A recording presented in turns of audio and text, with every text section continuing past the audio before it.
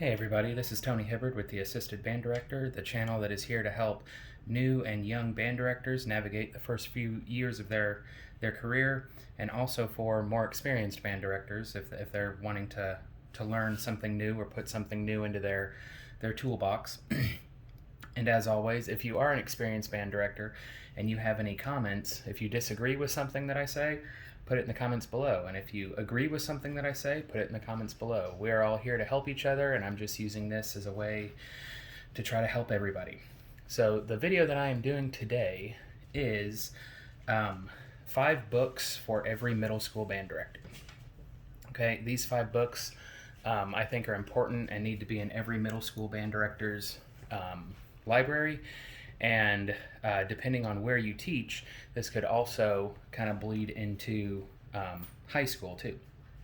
So the first book that I want to talk about is The Creative Director by Edward Lisk. Now, if you don't know, Edward Lisk has several books on alternative rehearsal techniques. And let me grab this one. This is definitely his most popular one, which this one will show up in the 5 books for every high school band director. But he created, after the fact, one that's aimed towards beginning and intermediate levels. Okay, so what this does is, and I'm going to open it up to the table of contents, is he has 15 lessons on how he starts band, how he introduces band, how he introduces teaching rhythm and reading music, and different just different things that involve the first year or two of band. And then if you look at lesson 12 here, okay, it's introducing the circle of fourths. Okay, so if you feed into a high school that they use the circle of fourths, and I'll show you what Ed Lisk's version of that is here in just a minute, this is definitely something that you want to be looking at, because I feed into Cookeville High School, and they use the circle of fourths sheet in their warm-ups. So I make sure that my students learn that throughout the course of their tenure with me. That way, when they get to the high school, they already know how to use it. So this is a great book to go through everything if you are kind of confused on where to start, what to do. This is a good place to start. And over here, it shows what extra books come with this thing. He's got some student supplement books, so you can take this a little further depending on how far you want to go. So that is the first one. Once again, that's The Creative Director, Beginning and Intermediate Levels by Edward Lisk. And these books are in no particular order. They're just how I kind of just grabbed them off my shelf. Okay, so number 2, this is Rehearsing the Middle School Band by Stephen Meyer. I hope it's Meyer.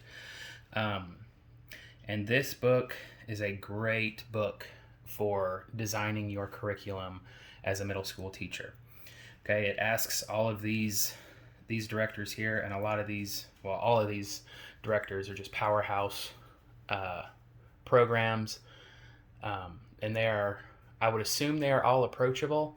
I actually contacted Robert Herrings about one of his warm-up things, and within a day he replied, and we bounced a couple emails back and forth, and it really helped me. And I would assume that almost everybody else on here, if not everybody else on here, is the same way. So Mr. Herrings, if you're watching this, thank you so much for that.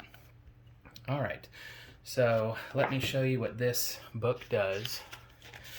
All right, it's got, again, each person kind of has their own chapter, and what it does is it asks them how they structure their program, how they set up instrumentation, any additional instruction, how they recruit, how they do beginning band curriculum, how they score study and prepare for rehearsal, how they teach tone, how they teach intonation, how they teach technique, how they teach rhythm, how they teach balance, musicianship, and any last words of wisdom. Okay, and then you go to the next chapter, it's the next director, and it's the same process. Okay, so you have like 12 different versions of how people structure their band program, and you can try and see what works with yours, And if it works, great. If it doesn't, then try something else. The thing that I really like about this book is in the very back, it has all of these teachers' recommended literature. So it's got it broken down by grade, grade 1, grade 2, grade 3. Some of them even have grade 4. Makes me really jealous. So there's plenty of stuff that you can look at there. And then it's got, popularity by composer. It combines all of them. And then I think it's, popularity by title. So this is a great book. There's a lot to chew on for this, and it gives you a lot of different ways to teach, the same thing. As teachers, we need to have multiple ways to teach the same thing so we can reach as many students as possible, and this book really helps you do that. All right. The next one, an oldie, Effective Performance of Band Music by Francis McBeth. Okay, the cover is actually different now. I think it's white. I tried to look it up on Amazon, and I'll have links to all this in the description below. And I didn't find it at first because I was just scanning through to find the green book. A lot of this you won't be able to use in the middle school level, but again, it's one of those that you can use as a springboard for your kids as they go into high school. But it's got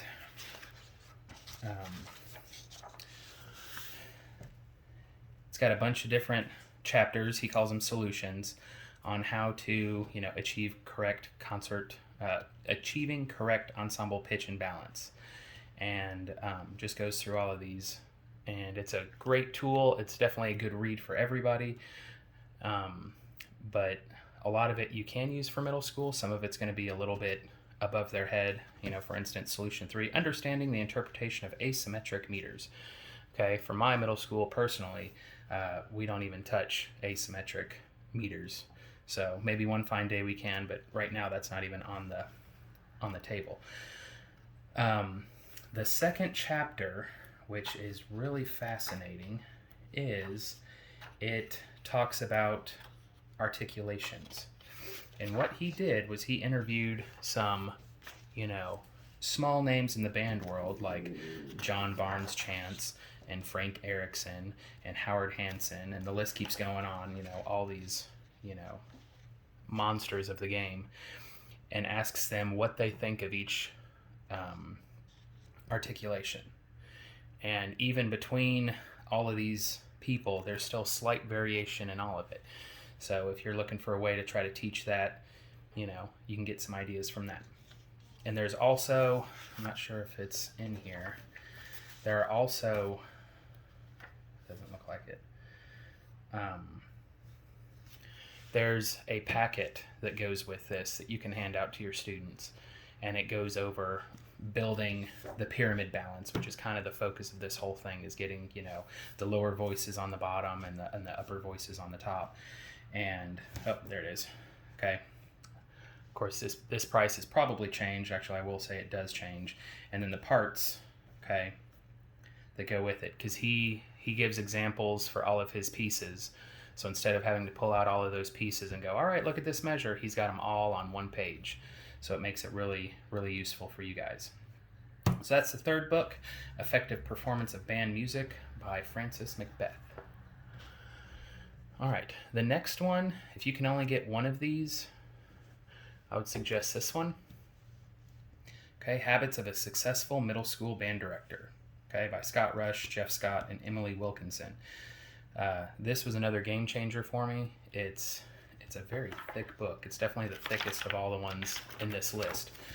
But it goes through everything. Okay, Chapter 1, let's start at the very beginning.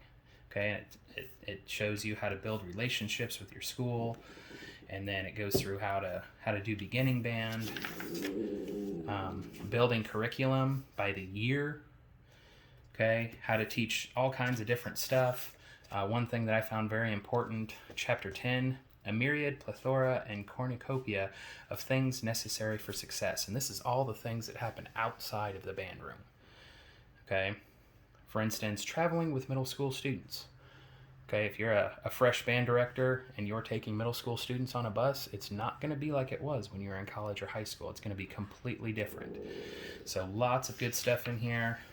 And he's got an appendix for how to evaluate stuff. And I mean, just a really, really, really good book. And he's known for his high school version of this. It's just Habits of a Successful Band Director.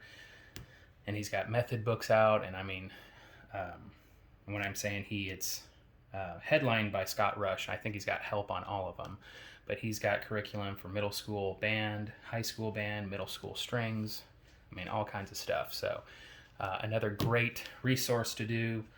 So that's number 4, Habits of a Successful Middle School Band Director by Scott Rush, Jeff Scott, and Emily Wilkinson. Okay, and the last one on here is not an actual physical book. This is an ebook, and this is Teaching Rhythm Logically. Okay, I don't have all of it printed out. I just have the rhythm charts because this is what I had at home with me. But this is by Darcy Williams, and I will post a link on how to get this from her. And this is something that every middle school band director should look at. It has scripts for how to teach this, which is how I started. I mean, literally line by line. There's a video on YouTube of her teaching it. I'll try to find it and put a link to that on it. But it goes through. Actually, real quick before I get into this, this is the Circle of Fourth sheet that I talked about with the Edward Lisk stuff. So this is what they use. And then the articulation exercise by Robert Herrings, that's actually what I was talking about with the Rehearsing Middle School Band Music book. This was the warm-up that he did, so I copied it and handed it out to my students. So little tangent there, but we're back. Okay, so it starts off with, quarter notes, and depending on what method book you teach, that may line up right with, the first couple pages where they introduce quarter notes. Some method books start with quarter notes, some start with whole notes. The one that I use personally starts with whole notes, but I still start with this first. And it keeps adding more difficulty as it goes in. And the rhythm charts are only a small percentage of this book. The bulk of it is how she came up with it, how she teaches it, why she teaches it this way, and it is a great resource. And by the end,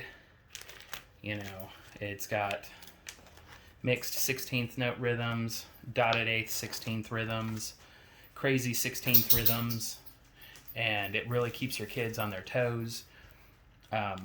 It's, for the most part, set up 4 bars across, and then with it being 4 bars across, you can actually go down. So I'll have my students read down the first column, or read down the third column, or read from the second column up. So, this one page, there's tons of different ways to count these rhythms or to play these rhythms. And she goes into all that in the book. But a great resource. It's really not that much. I don't remember how much it is, so I don't want to say, but I will definitely put a link in for that. And as a bonus, so I guess this is now 6 books, she's also got Pacing for Success. And she uses the essential elements method for this.